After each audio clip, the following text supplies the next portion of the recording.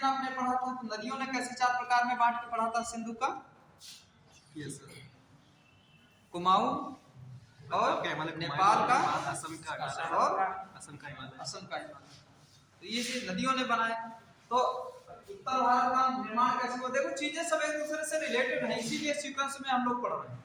ठीक है, अब आपको समझ आ रहा है इसलिए वहां से क्यों स्टार्ट किया। और अभी सौर और मंडल पढ़ने के लिए बहुत टाइम चाहिए, ठीक है, लेकिन अब इतना समय तुम लोग देखो, जो लोग वो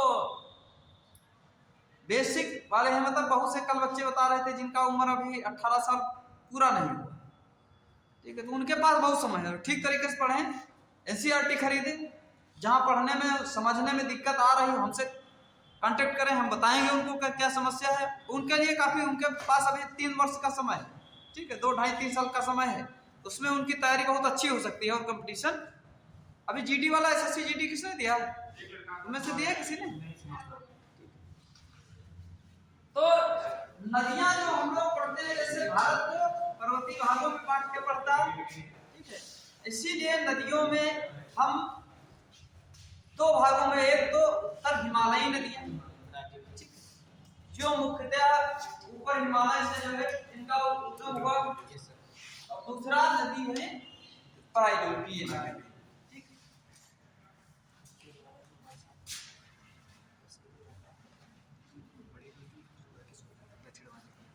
अभी आप लिखो मत, जब लिखना होगा हम बता देंगे।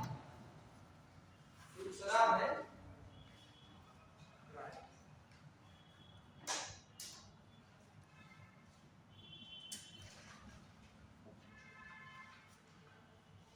हिमालयी नदी तंत्र में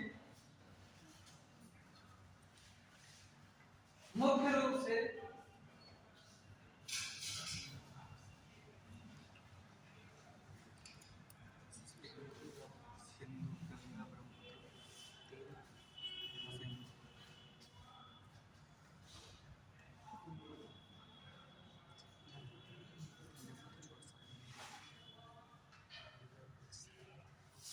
तीसरा कौन होगा?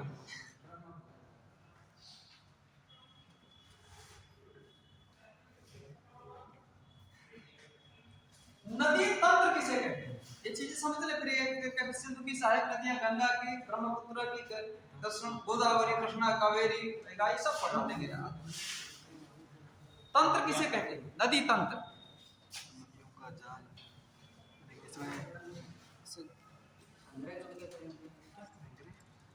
जैसे जो मतलब नदियाँ आकर मिलती हैं तो जाल जैसा बन जाता है उसी को। नदियां तो कहाँ मिल जाती हैं? समुद्र में। समुद्र में नहीं सर, इसकी जो सहायक नदियाँ होती है वो एक मैन जो नदी होती है उसमें जैसे ट्रिब्यूटरी ना सुना? सीबीएसई वाला लड़का बोलता है ट्रिब्यूटरी, सहायक नदी। कितना लोग सीबीएसई बोर्ड से इंटर पास हैं?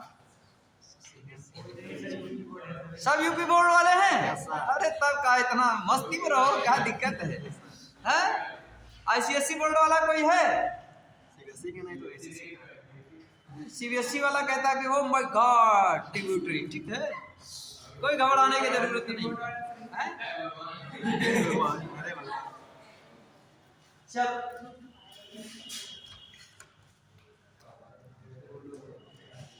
आ जाओ कहाँ पर?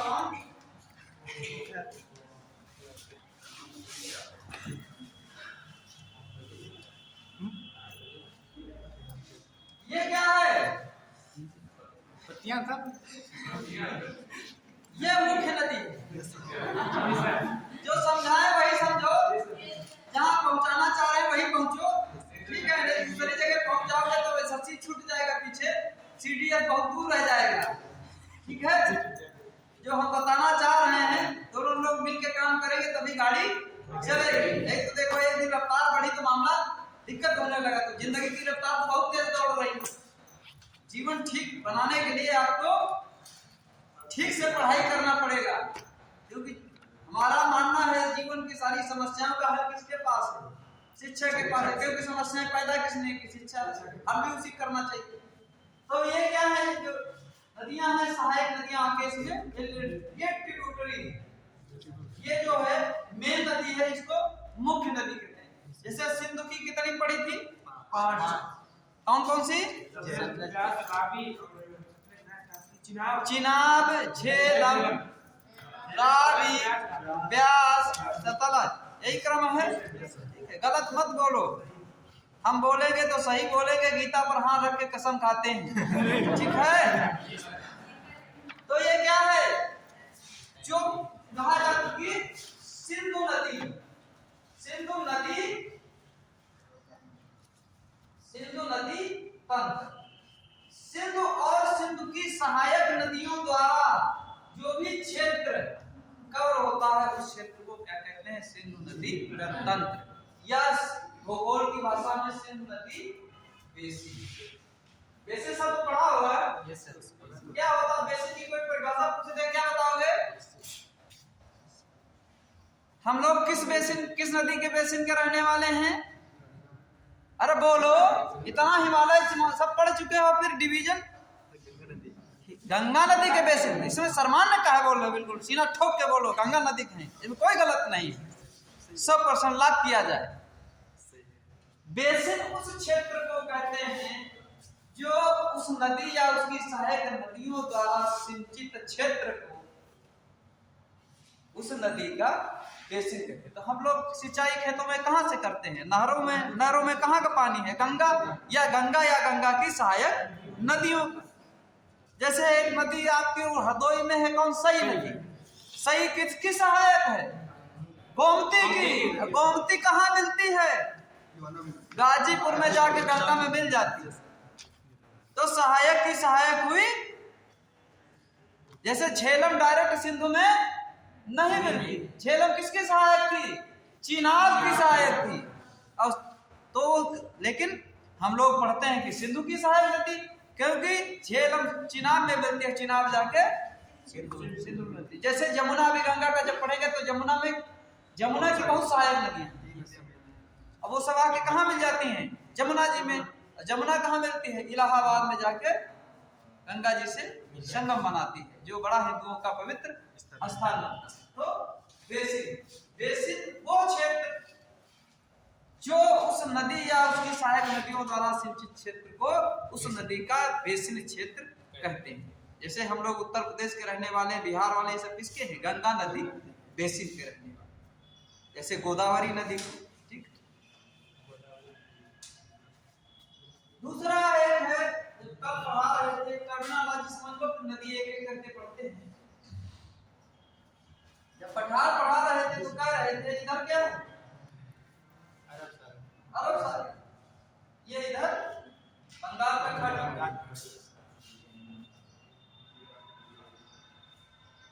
तो मैंने एक शब्द बताया था कि अरब सागर में गिरने वाली नदियां एस्चुरी का निर्माण करती हैं। बंगाल की खाड़ी में गिरने वाली नदियां डेल्टा बनाती हैं। ऐसा क्यों है?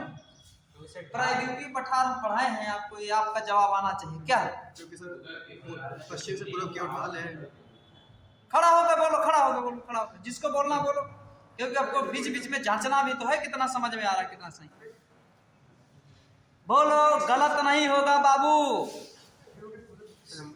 हिम्मत करके बोलो, बोलना सीखो। हाँ, ये लड़का सर इधर की जो नदियां हैं पश्चिम से जो पूर्व की ओर बहती हैं, तो इधर सर जो पठार है वो मतलब थोड़ा ढाल है इस टाइप में, तो इसीलिए सर डेल्टा बनाती है। तो इधर जो सर फ्रांस से होकर जो जाती है नदियां, इसीलिए इधर सेंचुरी का निर्माण करती है। देखो, ये थोड़ा सही कुछ तो समझ रहा है, और कोई ठीक करेगा। बैठ जाओ, सही है, गलत नहीं है तुम्हारा। तुम तो थे क्लास में, नहीं थे? अब काहे कहोगे? होगे भी तभी कहो, तो हाजिरी देखेंगे अभी रजिस्टर में। देखो, मैं पढ़ा रहा था बड़ा डिटेल कि कैसे ये प्रायद्वीपीय भारत का निर्माण हुआ था। ये क्या हुआ? यहाँ से ज्वालामुखी फूटा, इसने लावा उगलना शुरू किया, ये ऐसे चढ़ना शुरू किया, ऐसे चढ़ रहा, ऐसे चढ़ रहा, ऐसे चढ़ रहा, ऐसे चढ़ रहा। मिट्टी फेंको तो जहां गिरती वहां ज्यादा गिरेगी कि वहां ज्यादा गिरेगी जाके? समझ में नहीं आता नालायक को। खूब गोबर बहाए होगे घरों में, किसके घर में भैंस? ऐसे समझाना पड़ेगा। अब तो जैसे ये घटना शुरू किया लावा, कहां चढ़ा? या अब चूंकि लावा मैंने ये बताया था कैसा था, बहुत कठोर था। और जो हिमालयी नदियां हैं ऊपर से गाज लेकर आती हैं, मैदान में आती तो उनकी गति धीमी हो जाती है। बांगर क्षेत्र से होते हुए जब समंदर के किनारे पहुंचती हैं तो उनकी गति और निम्न हो जाती है। उसके अलावा जो भी जितना भी गाद, जितना भी निक्षेप, जितना भी मलबा लेकर आती हैं, सब समुद्र के किनारे छोड़ देती हैं। उसी से द्वीप का निर्माण होता है। सबसे बड़ा नदी द्वीप दुनिया में कौन सा है? मांजुली का है, ब्रह्मपुत्र नदी ने बनाया है उसको, ठीक है। और इधर की नदियां इतनी ज्यादा तीव्र ढाल है, ठीक है, इतना ज्यादा तीव्र ढाल में बहुत तेजी से आती है। और यहाँ समुद्र में अपने साथ जितना मलबा ये मिलाती है, क्योंकि ये कठोर चट्टान है तो मलबा इनके साथ कम रहता है, लेकिन फिर भी कुछ न कुछ रहता है। लेकिन तीव्र ढाल की वजह से ये सारा मलबा समुद्र में उलट देती है। और जब पानी बहुत तेज गिरता है तो गड्ढा बनता है, इसी को कहते हैं एस्चुरी। अब नहीं भूलोगे, नहीं तो किताबों में पढ़ोगे तो भूलोगे, ठीक है। लिखो बेसिन।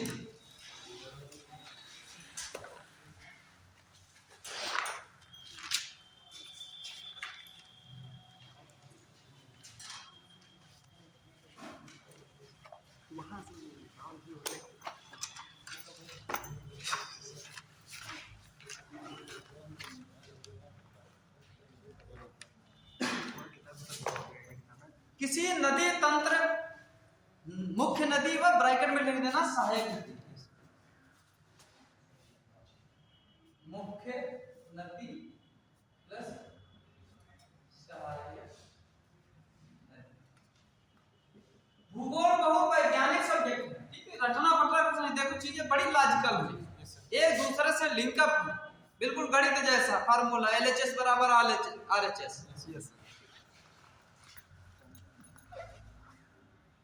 किसी नदी तंत्र द्वारा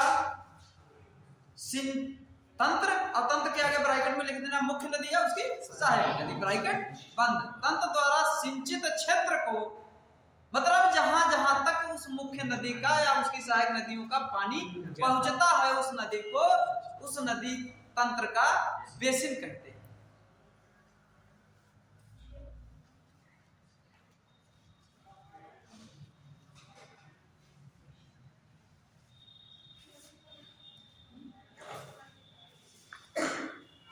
अब लिख लो, 2 मैंने टर्म लगाई, पूछा जाता, सवाल पूछा गया परीक्षा में, डेल्टा किसे कहते हैं? एस्चुरी। लिखो डेल्टा।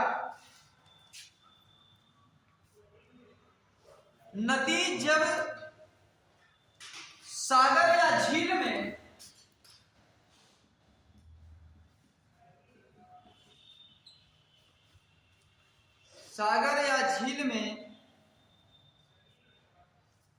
मिलती है तो वेग की अत्यधिक कमी के कारण, वेग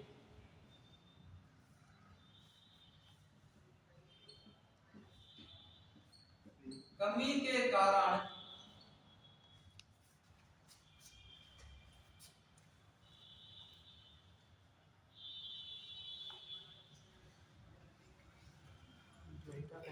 अपने मुहाने पर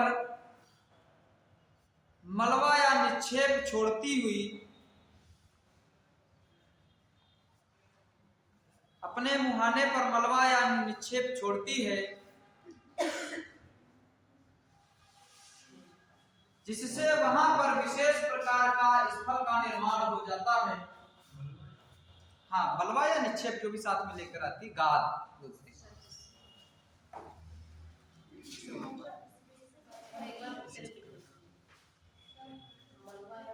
कोई नदी जब सागर या झील में मिलती है तो वेग में अत्यधिक कमी के कारण वहां अपने मुहाने पर, मुहाना मतलब जहां से मिलती है, जबकि मुहाने पर मलबा या निक्षेप छोड़ती है, जिससे विशेष प्रकार की आकृति का निर्माण होता है, उसे डेल्टा। और डेल्टा केवल हिमालयी नदियां।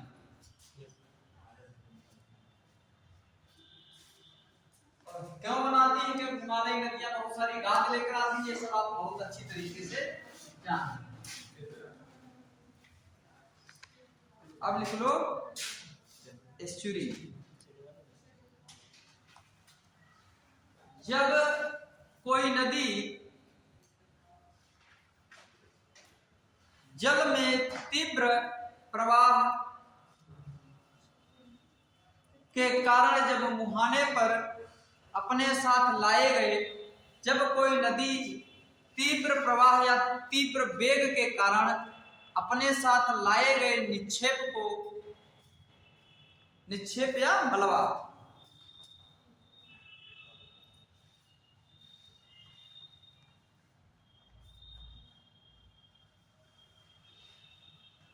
समुद्र में गिराती है,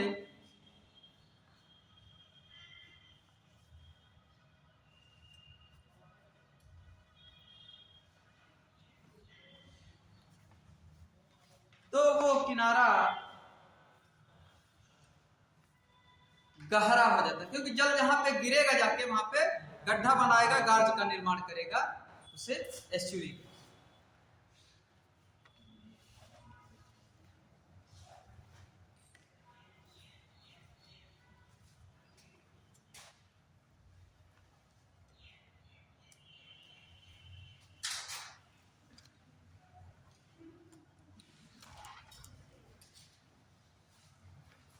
नदी देखी परीक्षा में प्रायः सवाल पूछे जाते हैं कि नदी दे देंगे, कहेंगे कि ये इसके दाएं तट की सहायक नदी है कि बाएं तट।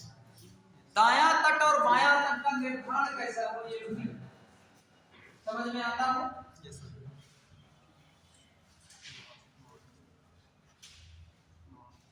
उत्तर, दक्षिण, पूर्व,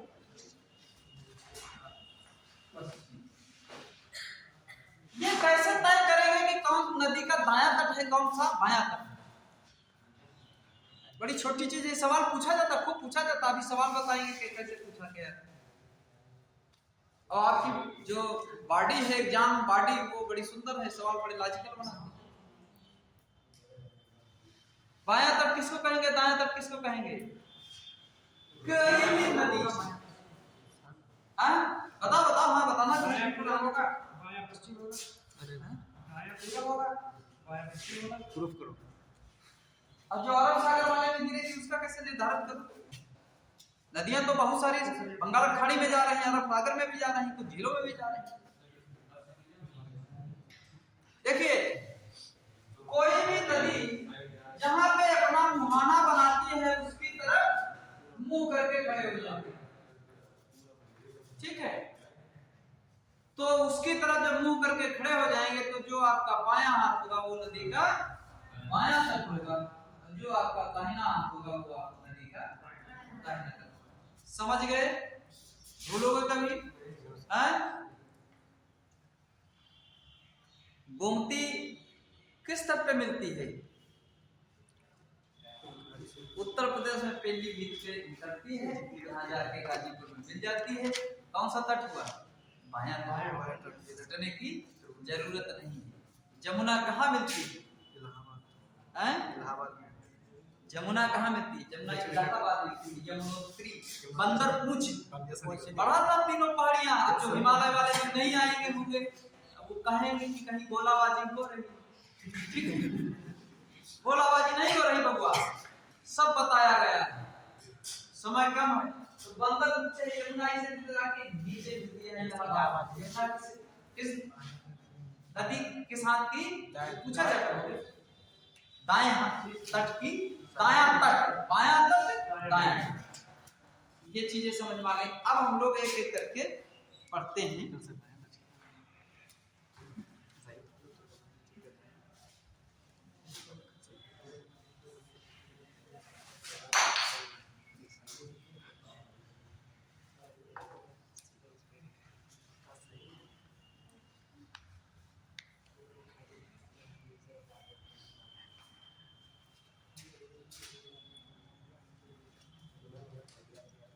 सिंधु नदी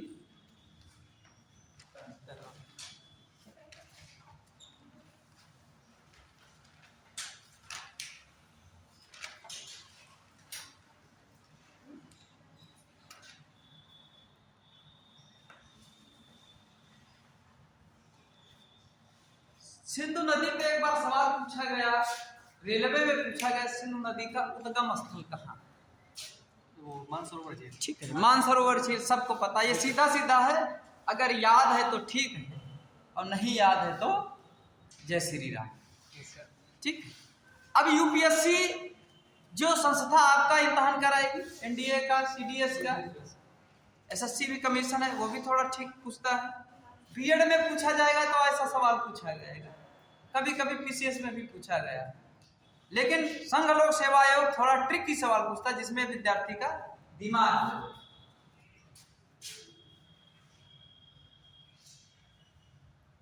ये तिब्बत से यहाँ से निकल के गई, जम्मू कश्मीर को काटते हुए ऊपर से इधर पाकिस्तान के पास ये अरब सागर में सिंधु नदी गिर जाती है। अब यूपीएससी में एक बार सवाल पूछा गया कि सिंधु नदी कराची शहर के किस साइड से अरब सागर में? सब दाएं साइड। किस साइड से? दाएं साइड से। दाएं साइड पूछा, उसने पूछ लिया।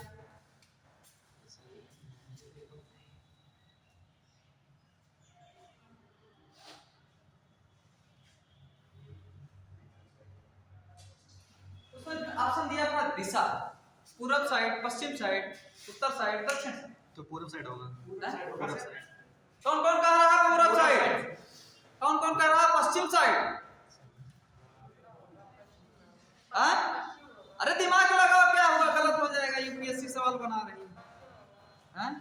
पश्चिम, एक लड़की कह रही केवल पश्चिम, और कोई? पश्चिम। और कराची शहर ये स्थित है, कराची शहर के पूर्व से। ये सवाल पूछा यूपीएससी बनाएगी, ऐसा सवाल बनाएगी। अब इसको देख लेते हैं। देखो, सिंधु नदी की सबसे बड़ी सहायक नदी कौन सी है? चिनाब। ये तो पढ़ चुके हैं, साले वाले डिटेल पढ़ाए। और चिनाब की सहायक कौन है? झेलम। झेलम इससे यहाँ से निकल के भारत का मैप होगा तो बढ़िया रहता। अब अमूमन शेषनाग झील से निकलती है और ये भारत और पाकिस्तान की सीमा का निर्धारण करती है। दो लाइन लिखते चलो, समझ में आएगा। क्या हुआ? किससे? तो जम्मू कश्मीर तो बता रहे हैं। और शेषनाग झील है बिटिया। हाँ, झील का नाम है ना? झील जम्मू कश्मीर में है। नदी कहाँ से निकलेगी? सुनो यार, तो यही तो डिटेल है, सब फैक्चुअल में मामला गड़बड़ा जाएगा। हिमालयी नदियां और प्रायद्वीपीय नदियों में ये बहुत बेसिक अंतर है। जैसे मेंस में आ जाए तो उसको लिखो 50 शब्दों में कैसे लिखो। हिमालयी नदियां कहाँ से निकलती हैं? अक्सर ग्लेशियर से निकलती हैं। बहुत बर्फ जमा, 4 ठो पढ़े थे ग्लेशियर, कौन कौन सा था? सबसे ज्यादा सियाचिन -55, हाइजर लाई जाए तो वहीं रख दी जाए। हाँ, तो जो हिमालयी नदियां हैं वो वर्ष भर पानी से भरी रहती है, क्योंकि बर्फ पिघलता रहता है और वर्ष में 2 बार उनमें पानी की अधिकता होती है। एक शीत, जब भी मानसून आता है, बारिश होती है तो उनमें पानी बाढ़ जैसी स्थिति आ जाती है। बरसात के दिनों में तो 4 महीने क्या कह रहा, देखिए बिहार की गंगा की सहायक नदी पड़ेगी तो बिल्कुल गंडक नदी बिहार का शोक कही है। सवाल पूछा गया, शोक नदी गई, कोसी को शोक कहते हैं। हाँ, कोसी को शोक कहते हैं, क्योंकि वो बिहार में इतनी ज्यादा बाढ़ तबाही मचा देती। 4 महीने तांडव। शंकर जी कहाँ बैठे थे? कुमाऊं उस पे कैलाश में, वो सब वहाँ मैदान में आके हलचल होती है। और प्रायद्वीपीय भारत की नदियां वर्षा ऋतु पे बरसात के अलावा दिनों में सूख जाती है। तो ये नदियां निरंतर प्रवाहित रहती है कि हमेशा पानी। यद्यपि चूंकि बांध की वजह से देखो, गंगा वो मोदी जी की जब सरकार बना था पहले वाला, तो एक बहुत भारी भरकम प्रोजेक्ट चलाया गया था, नमामि गंगे, जिसे कहा गया था कि गंगा को साफ किया जाएगा। और फिर वो मतलब पूरा नहीं हो पाया, काफी पैसा सरकार ने खर्च किया, लेकिन कारण जानते क्यों? गंगा टिहरी डैम बन जाने से गंगा का प्रवाह बाधित हुआ। जब नदी का प्रवाह बाधित होगा तो वो प्रदूषित, जो प्रकृति स्वयं अपने आप को साफ करती है। और हम लोग तो इतना, एक तो पौराणिक नदी, गंगा की आरती करेंगे तो अगरबत्ती जलाएंगे तो अगरबत्ती का डिब्बा कहाँ जाएगा? गंगा नदी में। तो कचरा कहाँ जाएगा? वो सब जाके जो है बनारस में एक बार ऑस्ट्रेलिया का आदमी आया था, पता है आपको, स्नान कर लिया था तो उसको जो है इन्फेक्शन हो गया था, उसको हॉस्पिटल में हॉस्पिटलाइज, क्योंकि दुनिया में ऑस्ट्रेलिया के लोग बहुत हाइजीनिक होते हैं, बहुत साफ सुथरे रहते हैं, तो उसको बीमारी, तो वो अलग विषय है। जब तक नदी का कोई धारा जो है पूरी तरीके से अवरुद्ध होगा तो उसको आप आर्टिफिशियल तरीके से साफ नहीं, क्योंकि गंदगी तो नेचर है, फैलाता है, इंसान फैलाता है, बारिश में बाढ़ देती है। क्योंकि अभी टिहरी डैम तोड़ दो, सब बहा के कचरा कहाँ ले जाएगी? बंगाल की खाड़ी में गिरा दीजिए, गंगा साफ हो जाएगी। लेकिन उसमें तो बहुत खर्चा लगा है, ठीक है, बनाने में। हाँ, क्या लड़की क्या बता रही? या तो हिमालयी मतलब ग्लेशियर से निकले नदी, या कोई बड़ी झील हो उससे निकले। जैसे सही नदी कहाँ से निकली? यही हरदोई से ही निकली है। पिहानी से आगे एक है, ठीक है, कोई बहुत बड़ा झील बताया जाता है, पिहानी पास ही है, वो पिहानी के इलाके में आके है, दहेज झील सुना है। तो वो अब चूंकि अब तो सही की स्थिति बड़ी खराब हो गई, क्योंकि बारिश नहीं होती, सूख जाती है, लेकिन अब इस समय इसमें पानी है। अब ये जाके गोमती में मिल जाती है, और फिर ये गोमती गाजीपुर में गंगा में, ये रायबरेली के आगे जाके गोमती मिल जाती है। ये इधर हरदोई से होते हुए उन्नाव से घूमते रायबरेली के आगे ही मिल जाती है। तो समझ गई? अब लिखो सिंधु के बारे में लाइन।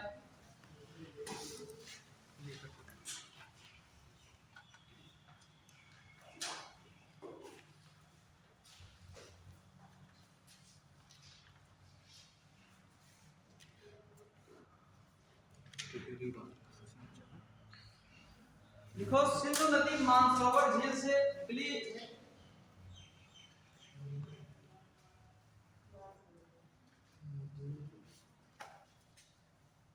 मानसरोवर झील से।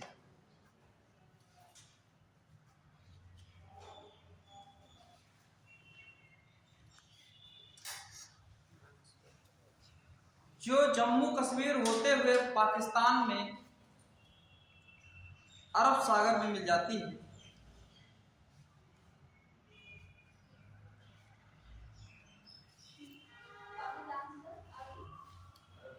अरब सागर में मिल जाती है होते हुए।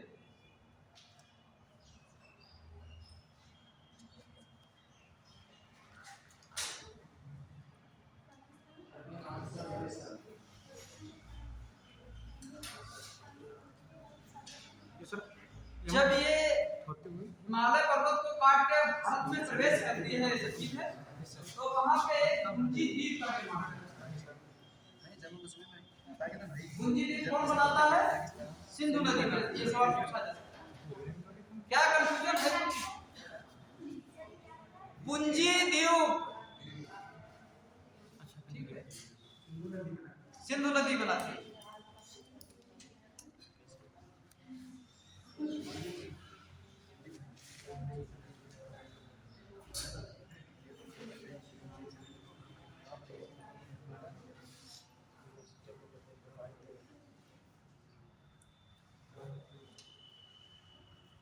ठीक है,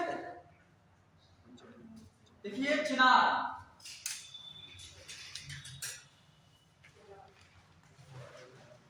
यह सिंधु की सबसे बड़ी सहायक नदी है।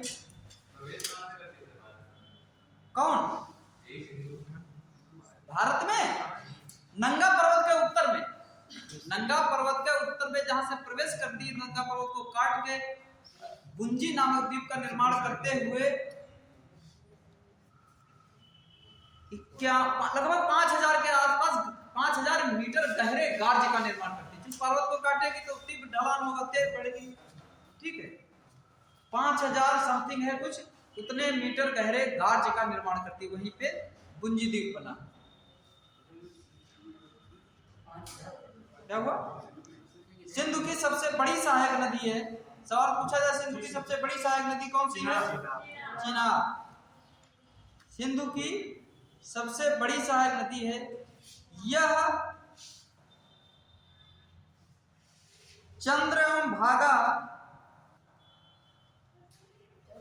नामक दो सरिताओं से मिलकर बनी है।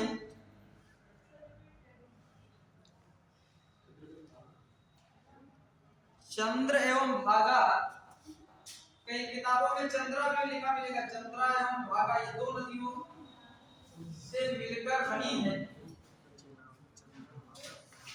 और चंद्र और भागा का उद्गम स्थल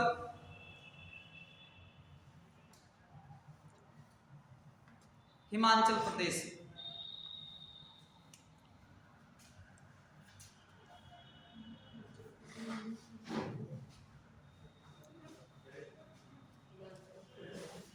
झेलम जम्मू कश्मीर की शेषनाग झील से उद्गमित होकर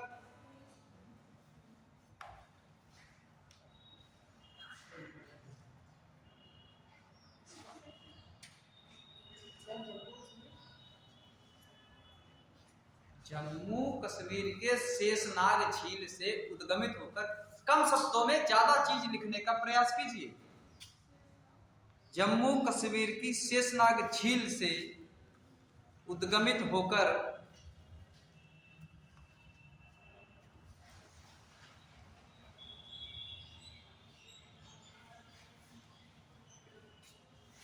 बारामूला, बारामूला नाम सुना है? कि बारामूला में आज गोली चल गई एकदम, समाचार पत्रों में पढ़ते हैं। जम्मू कश्मीर में है। हाँ, बारामूला गार्ज का निर्माण करते हुए, बारामूला गार्ज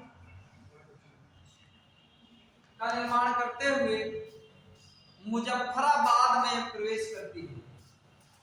मुजफ्फराबाद, मुजफ्फराबाद कहाँ है? पंजाब। हाँ, पंजाब का से पंजाब वाला हिस्सा, लेकिन वो वाला जो पीओके पाक ऑक्युपाइड कश्मीर का हिस्सा है, मतलब उसके अधिकार क्षेत्र में। फिर आगे जाके चिनाब में मिल जाता है। झेलम, तो बताया था ना, झेलम भारत और पाकिस्तान की सीमा का निर्धारण नहीं करता, वही से बंटवारा। देखो रावी,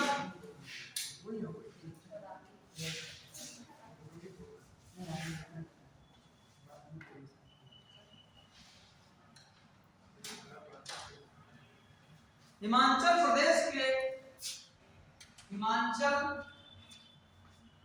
प्रदेश के कुल्लू पहाड़ियों से, कुल्लू पहाड़ियों के रोहतांग दर्रे से निकलकर, कुल्लू पहाड़ियों के रोहतांग दर्रे से निकलकर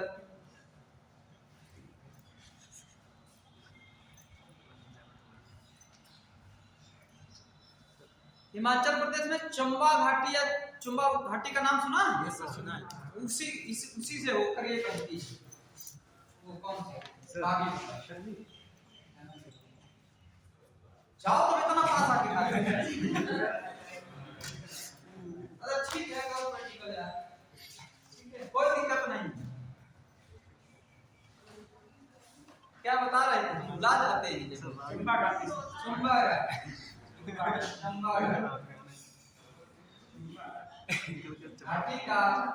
घाटी से होकर बहती। सतलज, जल्दी जल्दी करो, आप नदियां तो कम से कम पढ़ ही लेते हैं।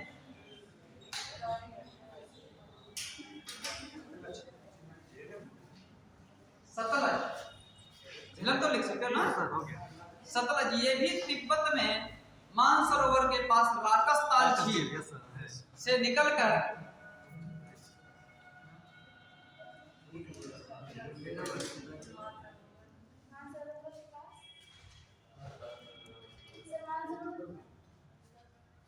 मानसरोवर के पास राकसताल से निकलकर हिमालय को क्रॉस करते हुए पंजाब में ये चिनाब नदी से मिल जाती है। किससे मिल जाती है? चिनाब। और चिनाब क्या है? सबसे बड़ी सहायक नदी है सिंधु। चिनाब से मिल जाती है। और भाखड़ा नागड़ बांध का नाम सुना है? सेकंड ऊंचा है, इसी नदी पे बना है। नदी पे सतलज नाथला झार करी परियोजना। बहुउद्देशीय परियोजना इसलिए इनको कहते हैं क्योंकि केवल एक उद्देश्य नहीं होता, बहुत सारे उद्देश्य होते हैं। बांध बना के सड़क बना दी गई तो परिवहन का काम करती है, नहरें निकाल दी गई तो सिंचाई का साधन है, विद्युत का निर्माण हो रहा है, ठीक है, और बाढ़ को नियंत्रित किया जाता है। ब्यास नदी हिमाचल प्रदेश के रोहतांग दर्रे से, हिमाचल प्रदेश के रोहतांग दर्रे से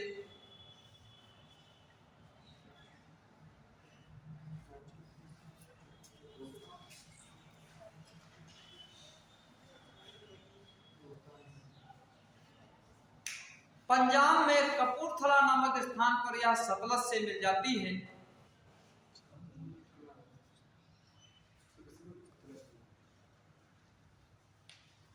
कपूरथला नामक स्थान पर ये सतलज में मिल जाती है। सिंधु की सहायक नदियों में से एकमात्र ऐसी नदी है जो भारत में ही उद्गमित होकर भारत में ही समाप्त हो जाती है।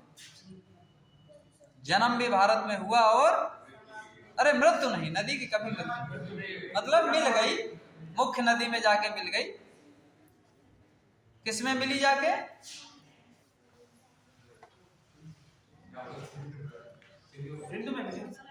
सतलज में मिली। सतलज किसमें मिली? चिनाब में। चिनाब किसमें मिली? श्रृंखला बनी, इसीलिए इसको क्या कहते हैं? सिंधु नदी तंत्र। अब सिंधु की अगर याद करना हो तो कैसे याद करो? चरस का नाम सुना है? चरस पीते हो कोई? कौन कौन पीता है? जो पिएगा वही अनुभव बताएगा।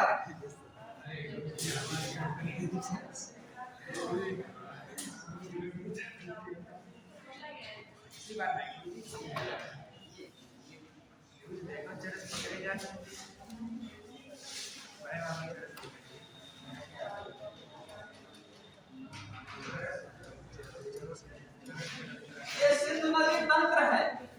चरस नामक विष पियोगे तो झेलोगे। चरस नामक विष पियोगे तो झेलोगे। झे से झेलम, चा से चिनाब, रा से रावी, सा से इससे हो गई बाजो। अरे विषय से व्यास कभी नहीं भूलोगे, ये अपना बनाया है।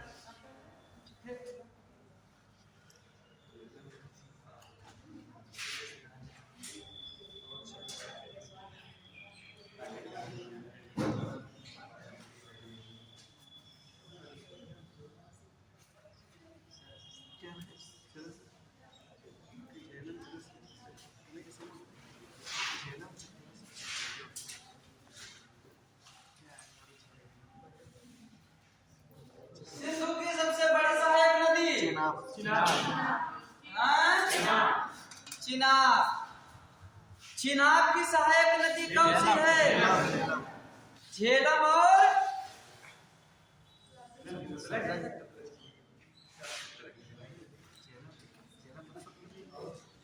रावी किसमें मिलती है?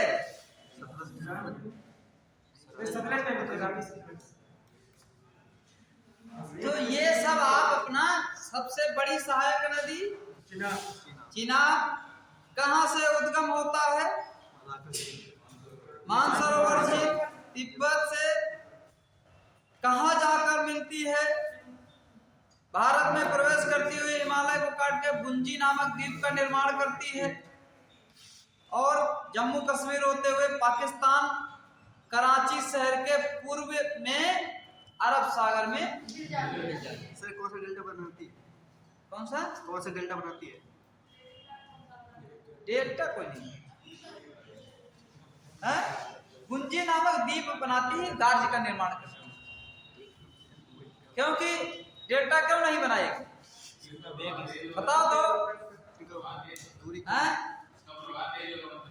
नहीं बताओ तो, कॉन्सेप्ट बता। हाँ हाँ, कहाँ गिरेगी? अरब सागर में। डेल्टा बनाएगी? नहीं बनाएगी। हाँ? सुनो बताना। सर आपने विकास बोला था, वैसे मैं मतलब ये क्या होता है?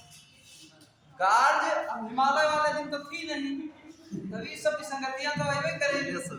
ये नदियां हवाबाजी में तो बह नहीं रही, ये तो बड़ा लंबा सफर करके आई। तिब्बत का हो या चाइना हो, तो तिब्बत पे जैसे पाक ने पीओके कर रखा है, ऐसे चाइना ने सीओके कर रखा है। जिसका 30% उसका 10% है, क्योंकि वो तिब्बत पे पूरा कब्जा करवा उसी का है, तो बहुत सारी किताबें लिख देती हैं। ऐसा करना नहीं चाहिए क्योंकि अभी आधिकारिक हुआ नहीं है। तो अब तो हमको भारत बनाना पड़ेगा, तो समझाने बना देते हैं। समझ जाओ, ठीक है? दिख नहीं रहा सर।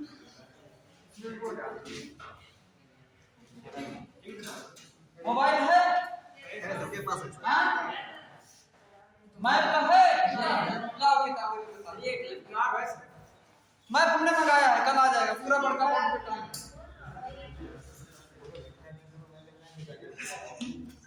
इसे भूल वाले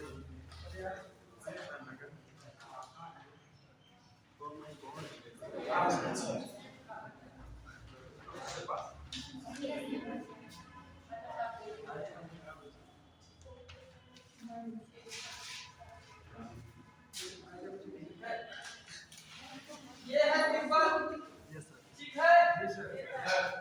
यहाँ से निकलती है, यहाँ से देखो चलाएंगे नहीं। यहाँ से निकलती हुई ये लद्दाख से होते हुए, ये इधर होते हुए जम्मू कश्मीर को क्रॉस करते हुए यहाँ आके अरब सागर में चली जाती है। तो बीच में क्या पड़ रहा? क्या पड़ रहा? कुछ नहीं पड़ रहा। हमने बताया था बताते पर ये जो हिमालय है, ट्रांस हिमालय, बृहद हिमालय, मध्य हिमालय, शिवालिक हिमालय, यहाँ अरुणाचल होते हुए, ये होते हुए यहाँ आके अंडमान शिवालिक हिमालय का भाग है। तो ये क्या यहाँ से निकलेगी, यहाँ आएगी, इतना बड़ा पर्वत है, ठीक है? ऐसे कूद जाएगी ना, जगह बनाएगी। वो जो नदी पर्वत को काटती है उसी को क्या कहते हैं भौगोलिक भाषा में? गाज कहते हैं। बोले कहते हैं बड़ा गड्ढा बना देती है। उन्हीं को जब हम पर्वत को काट के रास्ता बना देते हैं तब कर बताए थे पास कहते हैं या दर्रा कहते हैं, ठीक है? दर्राज के रूप में, ठीक है? समझ में आया? इसी हिमालय को हमने बताया था जब 4 भागों में बांटते हैं।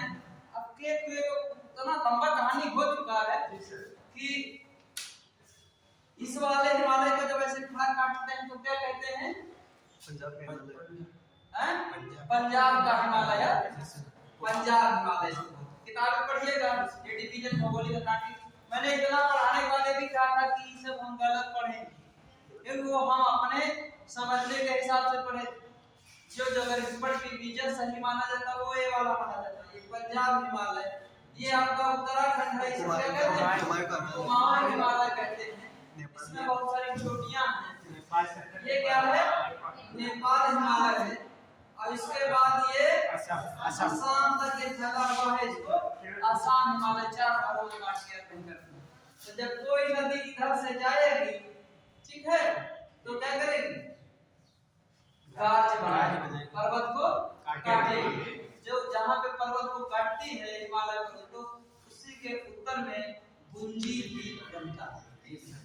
राजनैतिक ये प्राकृतिक वाला पढ़ोगे तो इसमें लिखा होगा, इसमें नहीं है। आप कोड वाला लीजिए, उसमें सब फिजिकल वाला अच्छा होता है, जो पॉलिटिकल है। हैं? ये सब पॉलिटिकल है, ये पॉलिटिकल है, फिजिकल वाला अच्छा होता है। हाँ नहीं ठीक है, समझ में आ गया, समझ में आया कैसे गाजी बनता है। अब हम लोग पढ़ेंगे, कोई दिक्कत किसी को, और कोई किसी के समझ में ना आया वो प्रश्न पूछ सकता है।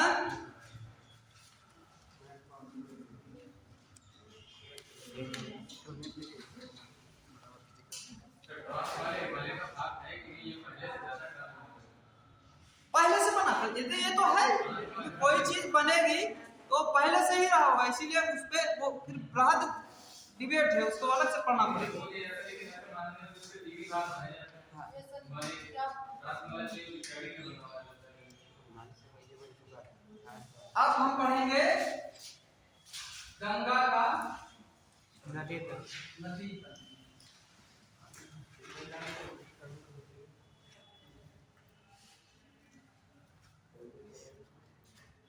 गंगा नदी कहाँ से निकलती है भैया? गोमुख ग्लेशियर, गोमुख से गोमुख से।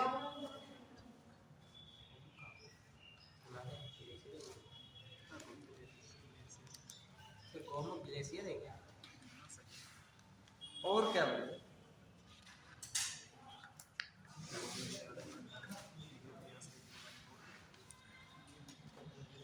लिख लो।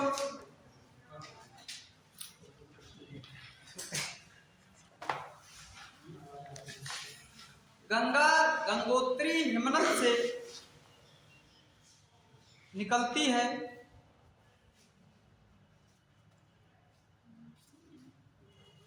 गंगोत्री हिमनद भारत की सबसे लंबी नदी, सबसे लंबी नदी वह सबसे पवित्र नदी मानी जाती है।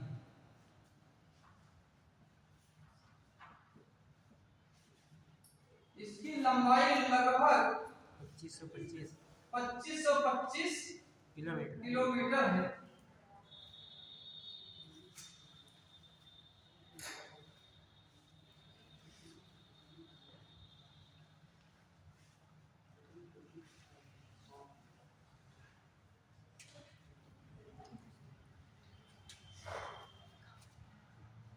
देखिए गंगा जो है देवप्रयाग में जब अलकनंदा और भगीरथी का संगम होता है तो वो गंगा के नाम से जानी जाती है। ये 3-4 संगम बनाती है। देवप्रयाग, देवप्रयाग में किसका संगम है? ये सवाल ऐसे पूछा जाता है। देवप्रयाग में किसका है? अलकनंदा और अलकनंदा और भागीरथी। देवप्रयाग ये लिख लेना, यहाँ से एक सवाल निश्चित तौर पर कहीं न कहीं पूछा जरूर जाता है। रुद्रप्रयाग, रुद्रप्रयाग में रुद्रप्रयाग, अभी देखो एक चीज अभी कॉमन बता देंगे तो याद करना बहुत आसानी आपको हो जाएगी। रुद्रप्रयाग में कौन सा है? अलकनंदा मंदाकिनी।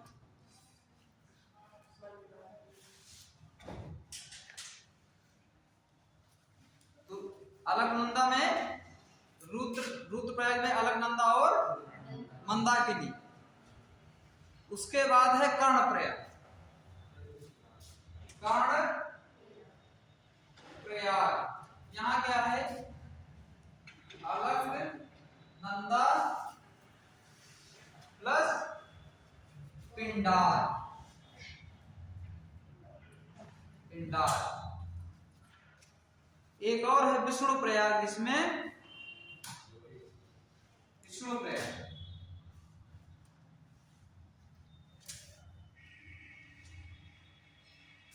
इसमें है अलकनंदा प्लस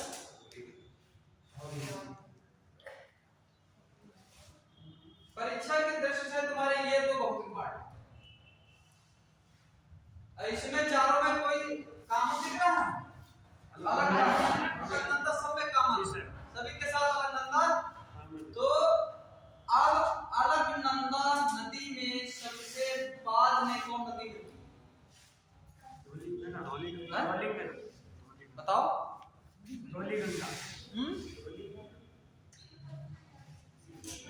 सबसे बाद में मिलेगी बाबू भागीरथी, किंतु उसी के बाद जब भागीरथी मिल जाती है तो नाम क्या हो जाता है, ये भी कहा जाता है। जब भागीरथी मिल जाती है, ये अलकनंदा है, कौन सी है, अलकनंदा, ये है भागीरथी। ये आके यहाँ देवप्रयाग, देवप्रयाग में क्या मिल रही है, देवप्रयाग, यहाँ के बाद इसका नाम गंगा है। इससे पहले इसके पड़ता हुआ हरिद्वार में ये नदी मैदान में उतर जाती है। कहाँ पे, मैदान में।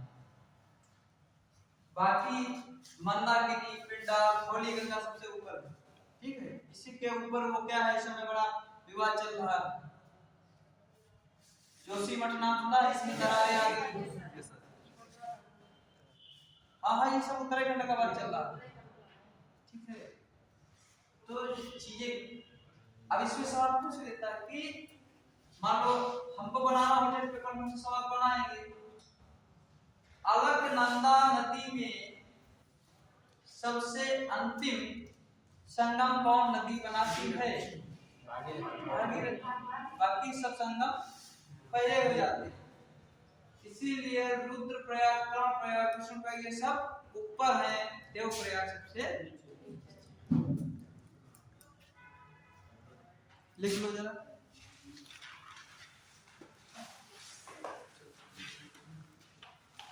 ये संगम अपना लिख लीजिए, इसको हम लिखाने की जरूरत नहीं कि लाइन में बड़ा पैराग्राफ लिखा है, इससे कोई मतलब नहीं है। बता यमुना कहाँ है, यमुना का अलग है, यमुना अभी आगे इसमें मिलेगी। यमुना की बहुत सारी सहायक नदियां हैं।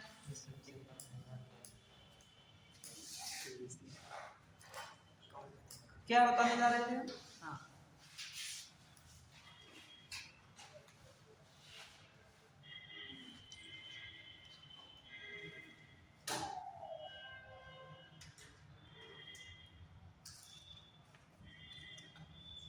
ये नदी बांग्लादेश तक जाती है, पता है, बांग्लादेश में ये पद्मा नाम से जानी जाती है, बंगाल की खाड़ी में मिल जाती है। अब इसकी सहायक नदियां, यमुना, यमुना की बात, यमुना है, यमुना नहीं है, यमुना ब्रह्मपुत्र को वहां कहते हैं, ब्रह्मपुत्र पड़ेगा बांग्लादेश में, बांग्लादेश।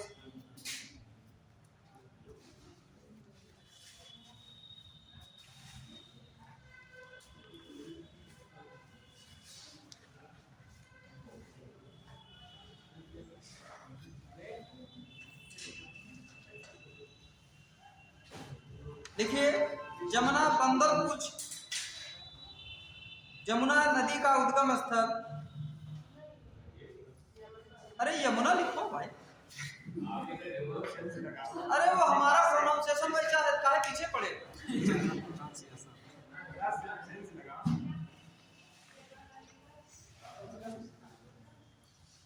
उद्गम स्थल बंदरपूछ की पहाड़ियों से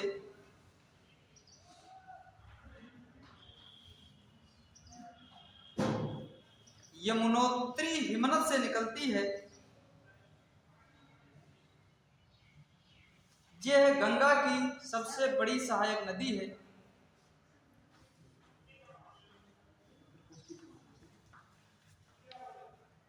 बंदरपूछ की पहाड़ियों में स्थित यमुनोत्री हिमनद से निकलती है।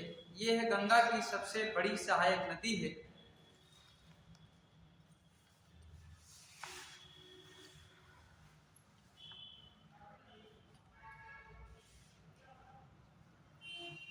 यह इलाहाबाद में गंगा में मिलकर संगम का निर्माण करती है।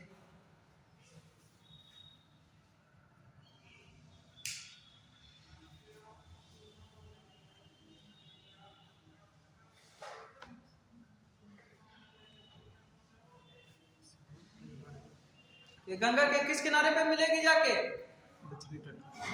दाएं किनारे।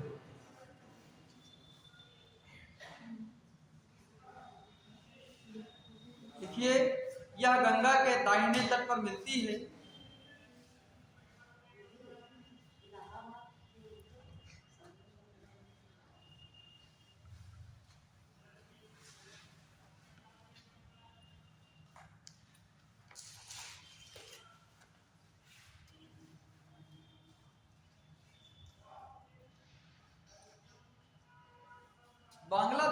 एक नदी का नाम सुना होगा आप लोगों ने, हुगली नदी सुना। तो वहां पे ये नदी दो भागों में बट जाती है, एक बांग्लादेश चली जाती है। तो हुगली कोई नई नदी नहीं है, गंगा की एक भाग है जिसके तट पर कलकत्ता शहर स्थित है। एक और टॉपिक है इसके आगे पढ़ना कि नदियों के तटों पर बसे हुए मुख्य शहर, वहां से भी सवाल आता है। ठीक है, यमुना लिख लिया दाएं तट पर। इसके अलावा सोन, प्रमुख प्रमुख लिख लो जल्दी जल्दी।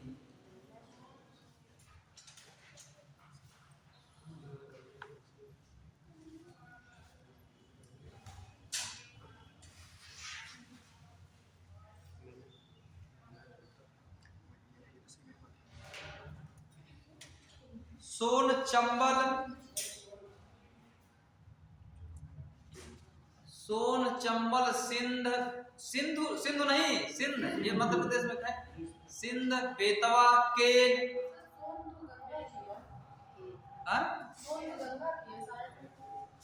जमुना की अभी मैंने बताया सिंधु। फिर इनको कॉन्सेप्ट देना पड़ेगा, डेमो देना पड़ता है ना, बिना डेमो के काम चलता है। तो कौन पिक्चर थी उसमें, कहता कि कौन सी पिक्चर थी, बढ़िया डाला है। अरे कोई पिक्चर थी जिसमें कहता कि ये सब डेमो बहुत अच्छा थे। अरे वही 3 इडियट में उससे कहते पढ़ाओ। तो मैंने अभी बताया था जब सिंधु नदी का प्रवासन पढ़ा, सतलज कहाँ मिलती जाके, चिनाब में। चिनाब। तो सतलज सिंधु की सहायक नदी कैसे, हम तो पढ़ा रहे हैं कि सिंधु की सहायक नदी।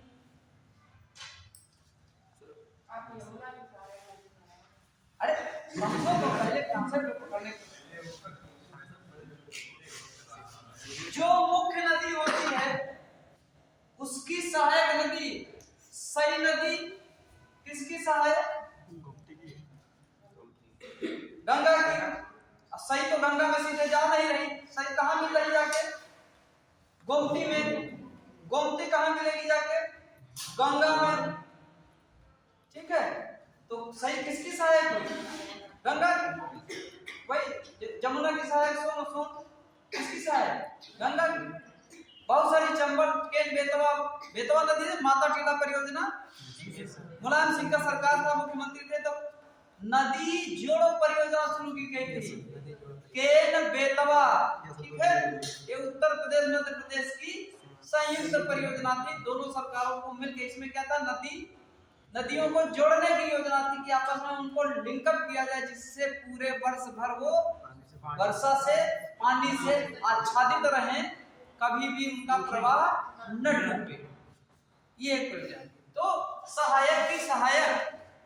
अब इससे पहले एक हम क्या पढ़ाए थे, जब कहते हैं कि अभ्युदय कोचिंग है, ठीक है, अभी यहाँ का लड़का सेलेक्ट हो जाएगा तो किसका नाम कहा जाएगा, कहाँ पढ़ता था, अभ्युदय कोचिंग हरदोई में पढ़ता था। कोई कहेगा गोपाल सिंह पढ़ाते थे, कोई नहीं कहेगा। कौन पढ़ाता था, अभ्युदय कोचिंग में पढ़ते थे। नाम किसका होता, CSN कॉलेज का पढ़ा हुआ लड़का IAS परीक्षा में टॉप। तो कौन है, हमेशा नाम किसका होता है, लीडर का। मोदी जी के नेतृत्व में अमृत बजट का पहला बजट पेश किया, बड़ा थोड़ा हेडिंग निकला, पढ़ा नहीं तो ठीक है। तो ये सहायक की सहायक, सहायक क्या हुआ। हाँ, और कोई कंफ्यूजन पूछ लो, ठीक है, पूछना चाहिए, इसमें कोई बुराई नहीं।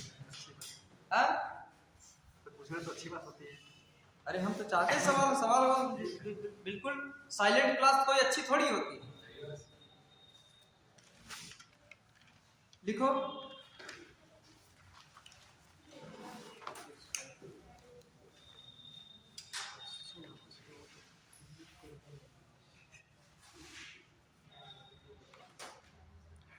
कौन से तट की लिखे भाई, नहीं दक्षिणी तट है, दाहिने तट। बाएं तट पर मिलने वाली प्रमुख नदियां लिखो।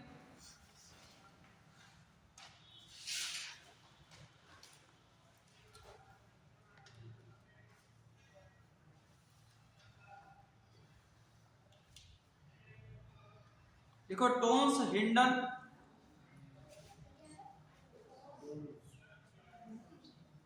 टोन्स नदी है भाई। ठीक है, टोन्स हिंडन, ये टोन्स हिंडन वगैरह ये सब यमुना की सहायक है, डायरेक्ट गंगा में नहीं मिलती है। टोन्स हिंडन, करेन, बहुत छोटी छोटी नदियां हैं, मुख्य मुख्य बता रहे हैं। करेन, रामगंगा, रामगंगा डायरेक्ट गंगा में आके मिलती, कहाँ मिलती? कन्नौज। कन्नौज में, अपने यहाँ।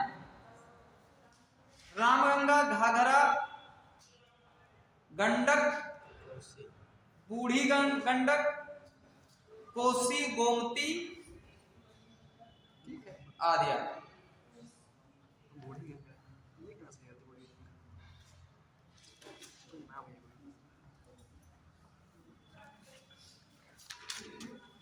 अब लिख लो चंबल नदी, चंबल।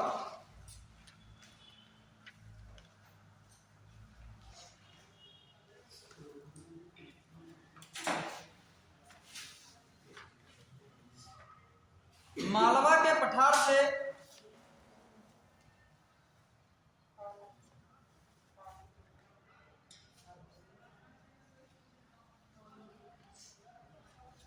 के पठार से जान पाओ पहाड़ियों से निकलने वाली नदी है।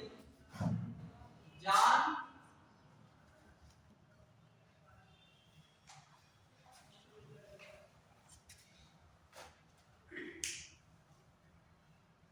यह नदी राजस्थान और मध्य प्रदेश की सीमा का निर्धारण करती है।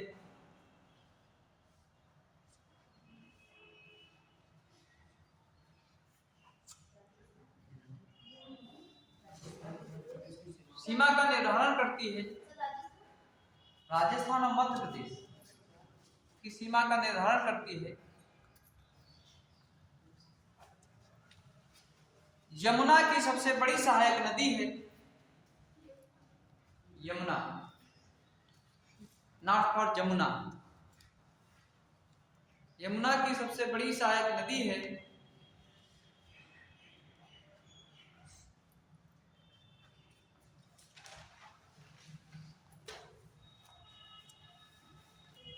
गांधी सागर,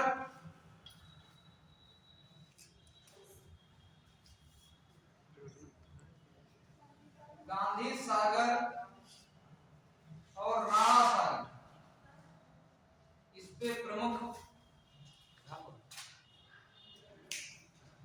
गांधी सागर, राणा सागर, जवाहर सागर इस पे प्रमुख बांध है।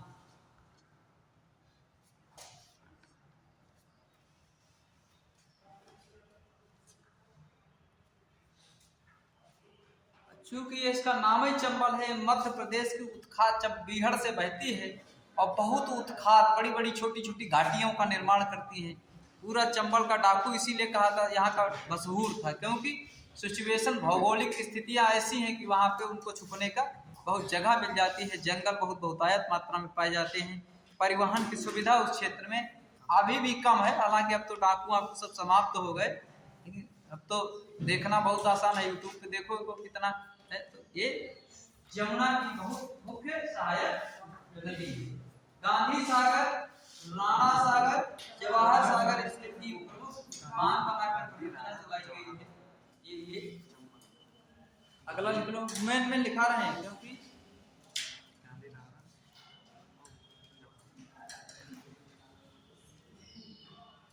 देखिए केन कैमूर की पहाड़ियों से निकलती है। अपने अपने जल्दी जल्दी लिख लो, ठीक है।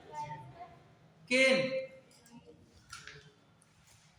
किसकी सहायक नदी है? यमुना की सहायक नदी, उससे मुहाना बनाती है। मध्य प्रदेश से सतना जिला से निकलती है। सोन मध्य प्रदेश स्थित, ये लिख लो, सोन नदी लिख लो। सोन मध्य प्रदेश स्थित अमरकंटक की पहाड़ियों से निकलती है।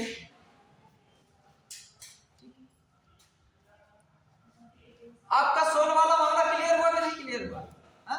कोई कंफ्यूजन हो तो बोल दीजिएगा, क्योंकि हो सकता कहीं पढ़ लिया हो, गलत पढ़ लिया हो, अभी भी है संशय, ठीक है। हाँ, क्या लिखा? अमरकंटक की पहाड़ियों से निकलती है और सोन नदी इसलिए क्योंकि रिहांद बांध कहाँ बना है? सोन नदी पे बना है। सुना होगा। ये बहुउद्देशीय परियोजना की दृष्टि से बड़ी महत्वपूर्ण नदी है। वो तो जब परियोजनाएं हम पढ़ेंगे तब पढ़ेंगे।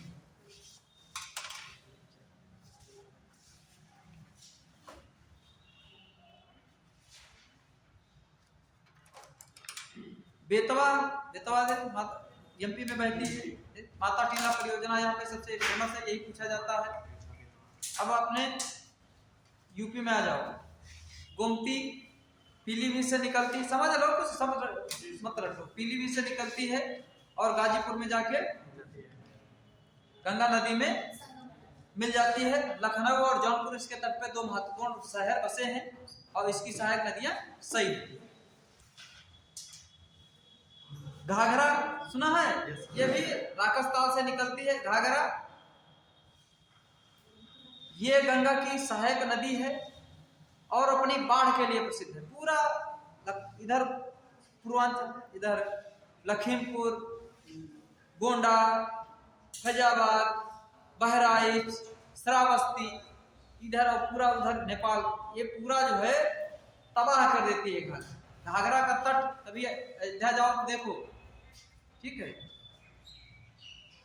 अयोध्या नगरी इसी के तट पे बसी है और ये चूंकि बड़ा अब तो धार्मिक मामला बड़ा महत्वपूर्ण है और अच्छी हिंदू मान्यता के अनुसार ये भी पवित्र नदी मानी जाती है। गंडक धौलागिरी पर्वत श्रृंखला से निकली है, भारत और नेपाल सीमा पर बहती है और बहते हुए बिहार के चंपारण नामक जिले में ये आकर सोनपुर के पास गंगा में मिल जाती है। सोनपुर कौन सा? सोन नदी नहीं, सोनपुर बिहार में एक जगह है, वहाँ का बड़ा प्रतिष्ठित मेला लगता है। उत्तर प्रदेश स्पेशल जब पढ़ोगे, मान लो कहीं पीसीसी देने का मन करे तो वहाँ पे पशुओं का बहुत बड़ा मेला लगता है। सोनपुर का मशहूर मेला लगता है, वो सोनपुर में आके ये गंगा से मिल जाती है। वो किसी देवता के कोसी गोसाई थान चोटी से निकलकर ये भागलपुर जनपद में गंगा से मिलती है और इस नदी को अपनी बाढ़ और तबाही लाने के लिए प्रसिद्ध है, इसीलिए बिहार का शोक कहते हैं। किस नदी को बिहार का शोक कहते हैं? कोसी को। चंबल आप पढ़ चुके हैं। इधर एकमात्र एक नदी राजस्थान में आपकी बहती, सरस्वती नदी भी इसी का गंगा के साथ मिलकर बहती थी, संगम बनाती थी, इलाहाबाद में अदृश्य हो चुकी है।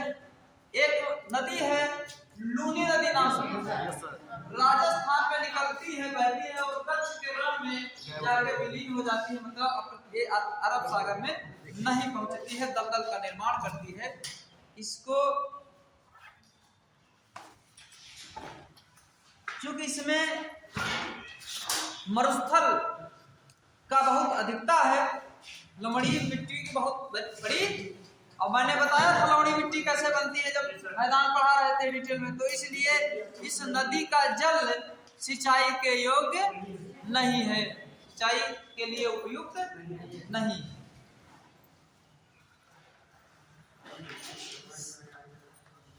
गंडक नेपाल हिमालय से निकलती है, ये भी गंगा की सहायक नदी।